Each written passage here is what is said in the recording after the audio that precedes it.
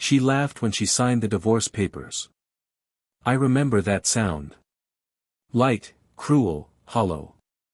I hope you find a job at least, she said, sliding the pen back across the table. Her lawyer chuckled. Mine stayed quiet. I did, too. Silence was always my weapon. Back then, she thought she was winning.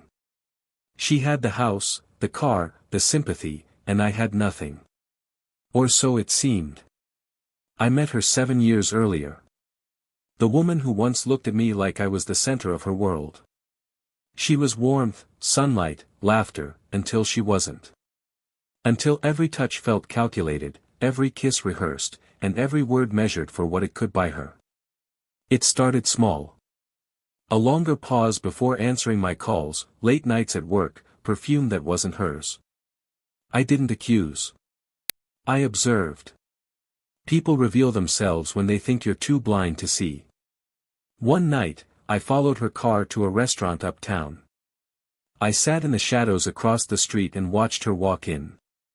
White dress, nervous smile. He was already there.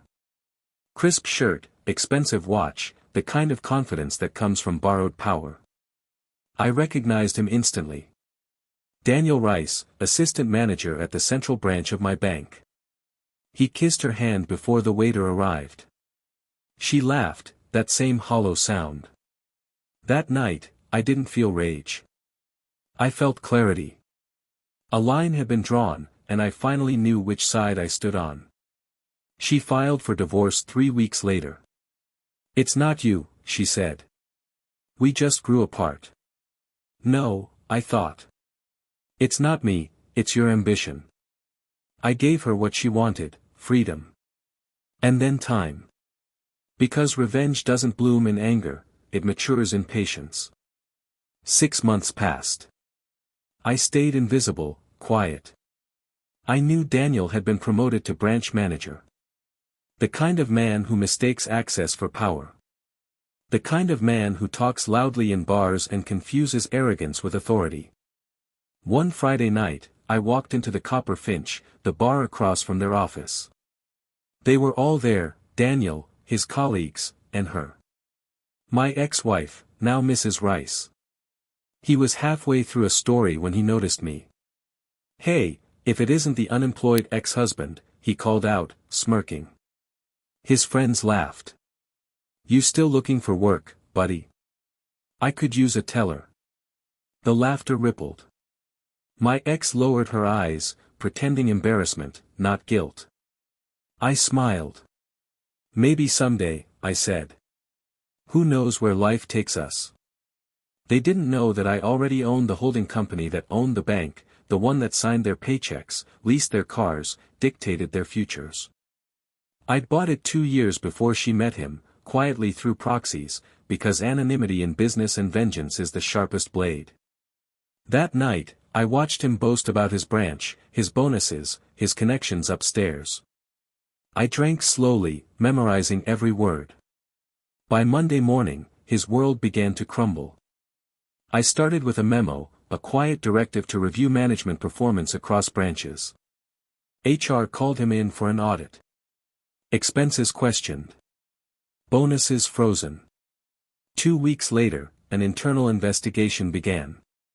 Every discrepancy, every misuse of funds, every favor traced and documented. I didn't need to lie. I just exposed what he'd already done. My ex-wife called me once during that time. Did you hear what's happening to Daniel? She asked, pretending concern. I heard, I said. Seems serious. He says someone's targeting him. Maybe he made the wrong enemies. I spoke softly and hung up. By the 3rd month, his title was revoked, pending further investigation. His friends stopped calling. His confidence dissolved. She stopped wearing her ring in public. Then came the board meeting, the one he didn't know I'd attend. When I walked in, he froze. The realization was slow, exquisite. Watching recognition dawn on his face was worth every quiet night I'd spent planning. He stood up, stammering. You Yes, I interrupted. I own everything you thought was yours. The silence that followed was absolute, the kind that swallows sound. I turned to HR, effective immediately, terminate Mr. Rice's employment. Conduct an asset review. My gaze drifted to her. Mrs. Rice, I trust you'll find the exit. No shouting, no theatrics, just the truth. Served cold and clean. They left together.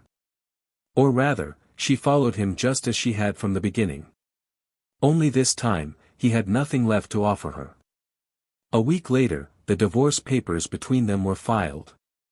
She didn't call me again. Sometimes I pass by that old bar. I still hear echoes of that night. His laughter, their mockery. It reminds me how perception is everything. They saw a man without a job. I saw pawns who hadn't realized who was moving the board. Revenge doesn't shout. It whispers. It waits. And when it finally speaks, it doesn't need to say much. Because by then the silence says it all.